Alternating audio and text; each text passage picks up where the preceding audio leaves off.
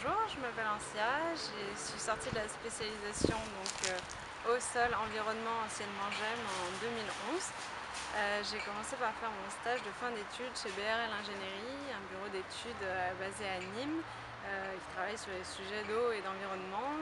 Et ensuite, j'ai travaillé pendant 3 ans chez BRL, donc sur les mêmes sujets, en gestion intégrée des ressources en eau. Donc j'ai eu la chance de faire à la fois des études plutôt techniques, des diagnostics de territoire, des études sur des canaux d'irrigation avec énormément d'aspects de terrain. J'ai fait des mesures en débit des canaux dans différentes parties de la région pendant plusieurs étés de suite, donc plutôt agréable, et ça permettait de voir une grande diversité des territoires et de mettre en application des connaissances très pratiques. Et j'avais également des études, parce que les études sont variées, sont courtes et on fait un grand volume d'études en très peu de temps, des études davantage stratégiques. J'ai fait des synthèses d'études prospectives sur les ressources en eau en Afrique, en Méditerranée, à l'échelle 2030, et donc avec une vision plus macro, davantage globale.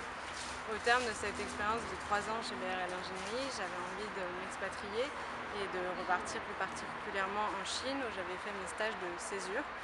Et donc je suis partie et j'ai eu la chance de rencontrer là-bas la filiale chinoise d'une coopérative bretonne qui s'appelle la Cooperl.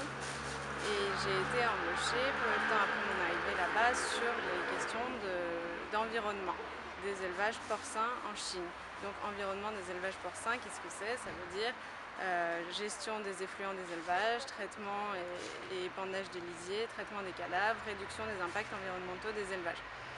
Là-bas en Chine, c'est un enjeu majeur puisqu'il y a le choix de l'intensification qui a été fait. Donc les petits élevages sont incités à fermer pour laisser la place à de grands élevages, donc avec des concentrations animales énormes et donc des concentrations en lisier que je vous laisse imaginer. Et la plupart des élevages jusqu'ici n'étaient pas trop contraints d'un point de vue environnemental, donc c'est une démarche nouvelle, mais une démarche urgente. Enfin, tout le monde connaît les problèmes de pollution en Chine, et donc un enjeu crucial d'aller proposer des solutions environnementales qui marchent d'un point de vue technique à ces grands élevages. Et donc actuellement, je suis en charge, donc après avoir une phase de plus de analyse des besoins des élevages chinois, analyse de la réglementation locale pour proposer une solution adaptée au contexte local, puisqu'il s'agissait en aucun cas de transposer des solutions françaises à la Chine, ce n'aurait pas été viable comme schéma. Donc ça, c'était en VIE lors de ma première année à la Cooperl en Chine.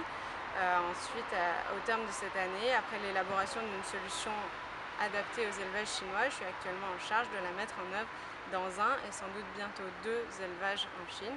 Et donc actuellement, mes missions sont très variées, très complètes surtout, puisque ça va du suivi du chantier. Je suis entre 3 et 5 jours par semaine sur le chantier à suivre le terrassement, la pose des tuyaux, etc. Vraiment du suivi de chantier.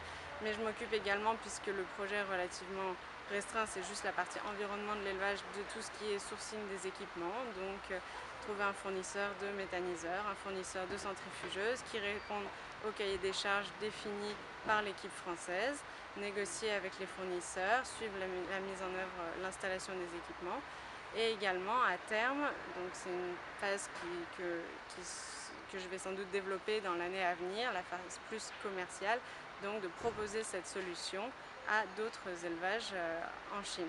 Une solution donc qui est adaptée au contexte chinois et aux besoins de ces élevages. Donc pour résumer par rapport à ma formation au sol environnement, je dirais c'est que ça peut paraître très bateau comme formulation, et je pense que vous l'avez beaucoup entendu, mais on nous forme à des outils qu'on est capable de réutiliser. Mais je pense que mon parcours l'illustre bien, puisque à la fois chez BRL, où mes missions étaient variées, et ensuite maintenant j'ai complètement changé de métier, mais tout ça, j'ai toujours été capable de m'adapter grâce à ces outils, ces bases qu'on nous fournit. C'est pas forcément les formules qu'on apprend en cours, je m'en souviens plus, ce sont plus des raisonnements, des façons de réfléchir, des bases de connaissances sur différents domaines, que ce soit du réglementaire, du technique, du jeu d'acteurs, et donc de les mettre en œuvre dans différents contextes, en France ou à l'étranger. Et donc pour moi, c'est une formation de qualité, et je suis contente maintenant, après 5 ans bientôt d'expérience, d'avoir suivi cette formation, et je vous la recommande fortement.